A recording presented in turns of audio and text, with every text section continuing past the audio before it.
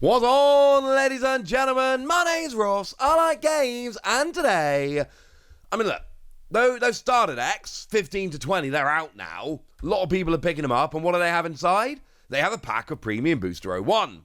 And of course, Premium Booster 01, the proper release date is rapidly approaching.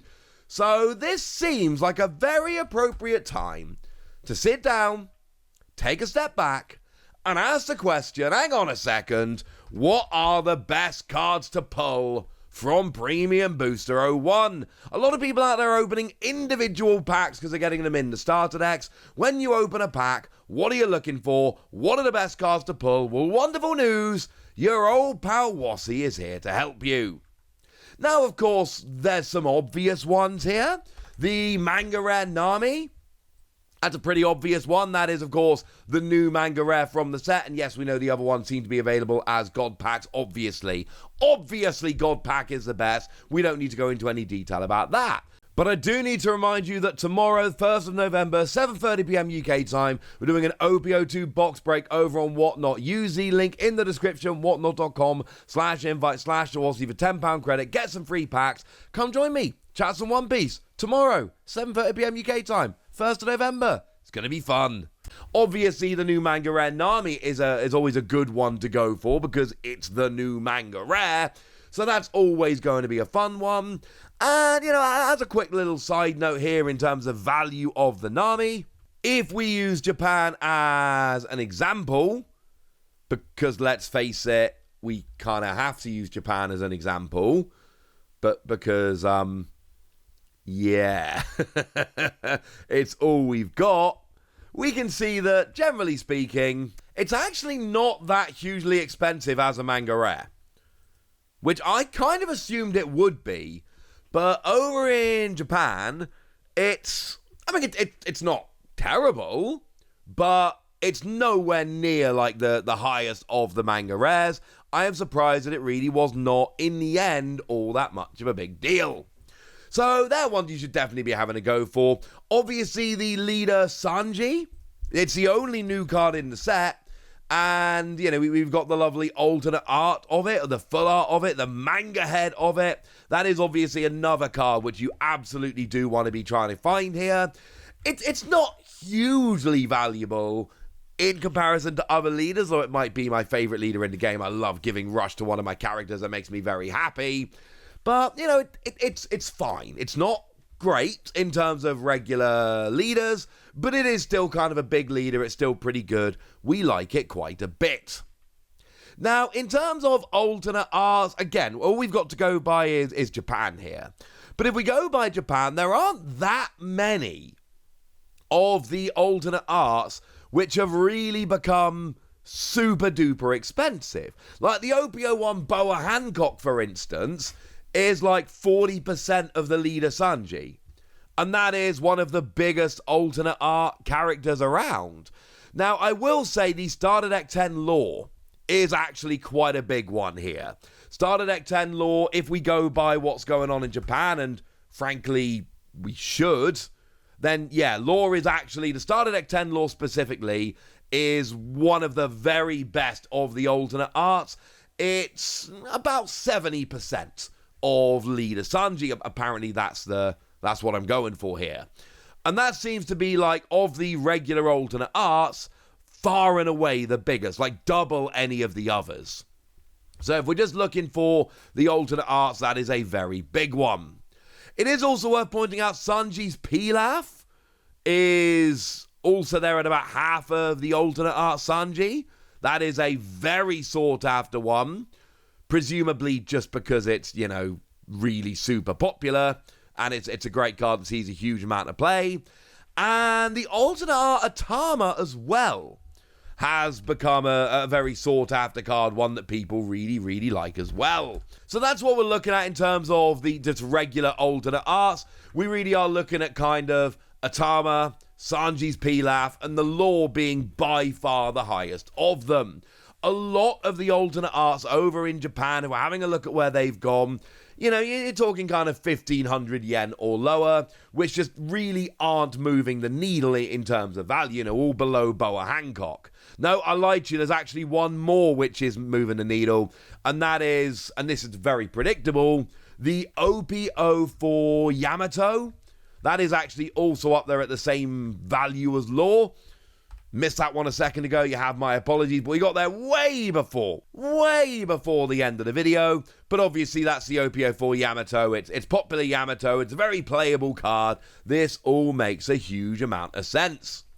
But in terms of alternate arts, there are a lot of them, but a lot of them really do seem to be just pretty cheap coming in here. Now, if we go and have a look at the secret rare alternate arts, there are actually a couple here that are moving the needle. The Luffy comes in at about 70% of the leader Sanji, pretty much in line with the Law, honestly. And obviously the alternate art secrets, we do expect them to be a little bit higher because they're alternate art secret rares. The secret rare Yamato from OP-01 is about half of a leader Sanji. So, not up there with the OP-04 Yamato, but it's not as playable, so actually that does kind of make sense. And one of my very, very, very favourite cards in the set, the Akira Igawa alternate art Katakuri, is right there in line with the Yamato, and it's a card I have to have. I love Akira Igawa artwork. This is just another level in terms of how awesome it is. I adore this artwork. But, you know, it's still there. It's in line with Sanji's Pilaf. It's below the Starter Deck 10 Law. So even the alternate art secret rares, they're not huge. And by the way, I told you about Luffy, Yamato, and Katakuri. The other alternate art secret rares, there's another like 3 of them that aren't manga, and they're super duper cheap at this point. Like, not worth mentioning because they're so cheap. Okay. So that's what we got in terms of your alternate arts and all of that. They're the ones you should be looking for. They're the ones that are moving the needle a little bit. Although, again, none of them get up to Leader Sanji levels. Leader Sanji is about 5,000 yen over in Japan. None of the cards I told you can beat 3,500 yen. We've got a couple at 3,480, and that's the alternate art Luffy, the alternate art Yamato, and the alternate art Law. Those ones can get to like 70% of your leader Sanji, but they can't beat it. And they are the 3 biggest alternate art. But of course, the biggest cards in the set outside of the obvious mangas are your gold Don cards. Now, for me personally, I adore the Iceberg Don. The Iceberg Don is the joint cheapest. Of all of the gold Don, it is the joint cheapest. It's down there with Hody Jones. As, you know, just nobody wants. Emporio Ivankov is down at that kind of terrible level as well. King is down at that very low. Just a bunch of them, to be fair. But there are, there's a bunch of them that are tied down at the lowest, including Iceberg. Magellan would be another example of one that's down there as kind of the joint lowest over in Japan. In fact, there seems to be kind of a standard 2,500 yen is the lowest, because, I mean, there's a whole bunch of others. Kozuki Oden is down at that same kind of level. Queen is down at that same kind of level. These are all half of a leader Sanji, or to put it another way, in line with the high-level regular alternate arts. There's a lot of them that are basically uninspiring in terms of the value attributed to them.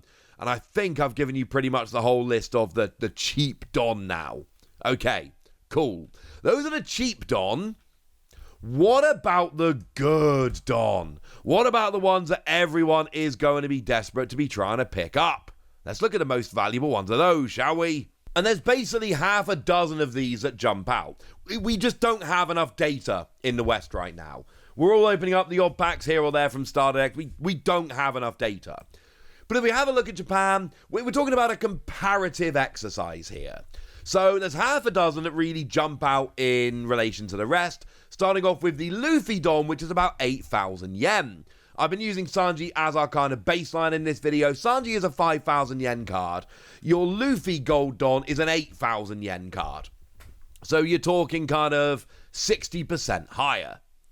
We've then got 3 Gold Don that come in at 10k, which is double your Sanji leader, and that is Ace, Lore, and Perona. Now, we've got a little thing going on here in terms of popularity of the characters, but also there is a little bit of a playability thing. I'm certainly still loving playing Perona, even though it's not the best leader around right now. But I do think it does bear repeating. I've made this point in a couple of videos previously. If we didn't ban the lore leader, and the lore leader was still as good as it always was, I think we would be seeing a much higher value here. And also, if we get new leaders that are super duper playable, that could end up changing things in the end. Like, we know we're getting a new Katakuri leader in OP11. I told you that the other day. That is confirmed. Well, the Katakuri Don right now is it's fine, but it's not one of those super sought after Don which is, you know, massively moving a needle or any of that. It's like 5,000 yen. It's pretty much the average price for these gold Don. But if the new Katakuri leader is absolutely broken, I imagine the gold Katakuri Don will jump. But there are two gold Don that are very much higher than the rest. We've got Uta at 15,000 yen. Bearing in mind the highest we've seen so far was 10,000. So this is 50% higher than that. This is 3 times the alternate art Sanji leader, or the full art Sanji leader. And then the number one, by a bit of a margin, is Zoro at 20,000 yen, which is 4 times the Sanji leader, or double any other gold Don that isn't Uta. Uta and Zoro really are jumping up as dramatically the most valuable of the gold Don here. So, look, any gold Don you pull is going to be cool, but I do think it's worth pointing out that these two are, by a bit of a margin, the highest. Although, I've got my eye on Luffy, because we know we're getting more Luffy leaders in the future. We get 1 million Luffy leaders. So I think at some point, Luffy's going to be, you know, and I know right now it's pretty gosh darn good, but I think Luffy's going to keep getting good leaders, and this gold Luffy Don is going to keep being sought after for a very long time to come. But there we go. Those are the cards from Premium Booster 01 you should be looking for. The alternate arts which are moving the needle, the best gold Dom, and anything else you need to know. So now it's over to you guys. Tell me which of these cards you pulled so far. Tell me which ones you're looking for. Tell me anything you want to tell me in the comment section. Good us. Be nice. And then make sure you like this video, subscribe to this channel, follow me on Twitter at TheWasi. That's where we talk about One Piece and a bunch of other card games. And please do consider checking out patreon.com/PTCG Radio, where you can support the channel, get some bonus podcasts and all kinds of fun things. But by far the most important thing, as always, look after yourselves till next time, would ya? Thank you very much for watching. My name's Ross, and you've been watching Wasi Plays.